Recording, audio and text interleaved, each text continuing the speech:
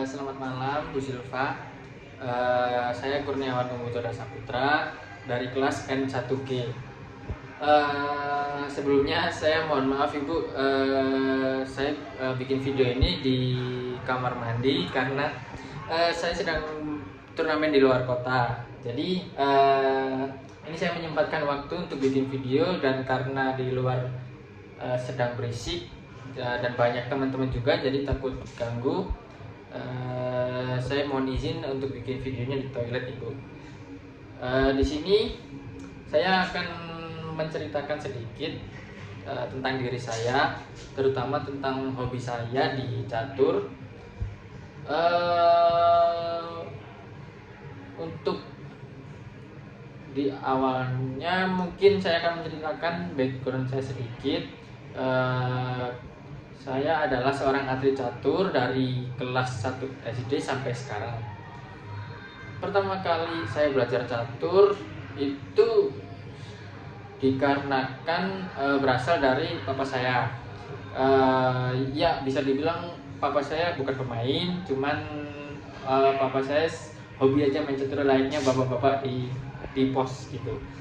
Jadi awalnya papa mengenalkan catur itu karena saya diajak oleh papa saya ke sebuah klub catur, yang dimana ketika papa saya main, saya merasa tertarik dikarenakan ya mungkin karena papa saya mainnya sambil bercanda dan mungkin seru aja menurut saya gitu.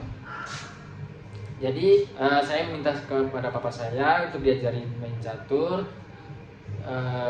Akhirnya papa saya menyetujui dan meleskan privat saya terhadap catur. Singkat cerita, saya belajar catur dari kelas 1 SD. Kemudian di kelas 2 SD saya mendapatkan piala pertama saya. Dan untuk karena dari itu saya merasa mungkin di sini passion saya, mungkin di catur saya bisa menemukan jati diri saya, bisa membanggakan orang tua saya, diri saya maupun keluarga saya itu.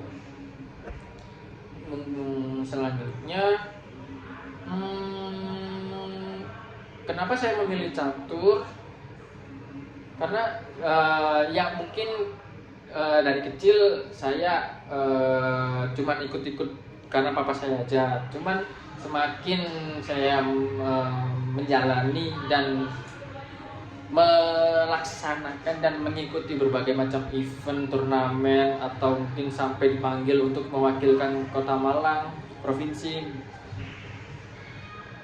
catur menurut saya merupakan olahraga yang sangat seru jika banyak orang yang mempelajarinya. Mungkin di pandangan orang, catur tuh cuma duduk, catur cuma mikir doang, nggak capek, nggak keluarin keringat. Itu memang benar, tapi catur sendiri juga membutuhkan kadar VO2 max yang tinggi, stamina yang bagus, juga mungkin pola makan dan pola tidur yang teratur. Karena berdasarkan pengalaman saya sendiri, saya pernah bertanding catur satu ronde itu menghabiskan waktu sekitar 7 jam, dan itu 7 jam itu cuman duduk dan mikirin catur itu doang Ibu. Jadi emang karena 7 jam itu yang pertama pastinya pusing, dehidrasi, nahan lapar. Tapi menurut saya ya semakin lama saya menjalani, yang kata orang bilang kayak hal-hal bisa karena biasa kayak gitu. Dan catur sendiri menurut saya adalah olahraga yang sangat membutuhkan pemikiran yang taktis, terus juga memikirkan strategi, juga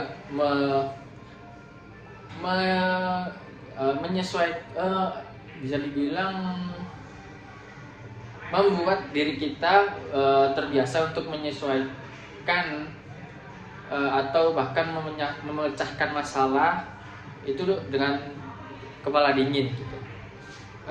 Karena ini saya nggak tahu atau entah karena catur atau gimana, saya sendiri adalah orang yang suka menjadi problem solver gitu. Bahkan mungkin teman-teman saya curhat, teman-teman saya atau bahkan kakak saya sendiri curhat selalu ke saya gitu. Ini mungkin saya tidak bermaksud menyombongkan diri, cuman emang itu faktanya seperti itu gitu. Kalau menurut saya sendiri, catur ini bagus untuk melatih kita berpikir bagaimana cara kita memikirkan ke depannya gitu. Seperti mungkin nanti di jangka panjangnya ketika saya menjalankan bisnis, saya bisa berpikir 1, 2, 3 bahkan beberapa langkah ke depan untuk mensukseskan bisnis saya gitu. Karena jika bisnis kita sendiri tidak dipikirkan dari 1, 2 atau bahkan beberapa langkah ke depan, cuman berdasarkan yang penting aku menjalankan, untung rugi itu gampang lah, nanti ada rezekinya sendiri. Ya memang betul, rezeki bukan kita yang ngatur, ada yang mengatur sendiri. Cuman kalau kita tidak mengimbangi dengan usaha, apa mungkin bisnis itu menjadi sukses gitu. Jadi mungkin pesan yang bisa saya ambil atau nilai moral yang bisa saya ambil dari saya menjalani atau menjadi seorang atlet catur adalah saya diwajibkan atau dibentuk untuk menjadi pribadi yang memiliki pola pikir yang panjang gitu. Bagaimana caranya saya memikirkan strategi dalam menjalankan bisnis saya, atau bagaimana cara saya mengelola keuangan saya, bahkan manajemen di perusahaan saya sendiri. Bagaimana juga saya menjalankan bisnis saya tanpa adanya kata bangkrut gitu Ibu. Jadi nilai yang saya dapat adalah saya merasa bersyukur karena bisa menjadi pecatur. Karena dengan menjadi pecatur, saya bisa lebih berpikir dewasa, berpikir secara jangka panjang, tidak mudah, tidak cepat dalam mengambil keputusan, selalu memikirkan beberapa langkah ke depan dalam menghadapi masalah. Dan yang terpenting, saya menguntungkan untuk diri saya. Mungkin sekian video storytelling dari saya. Saya sangat meminta maaf jika ada kata-kata saya yang kurang berkenan kepada Bu Silva, atau mungkin suasana atau mungkin tempatnya yang mungkin Bu Silva kurang merasa cocok. Saya benar-benar minta maaf. Sekian, terima kasih Bu Silva. Selamat malam.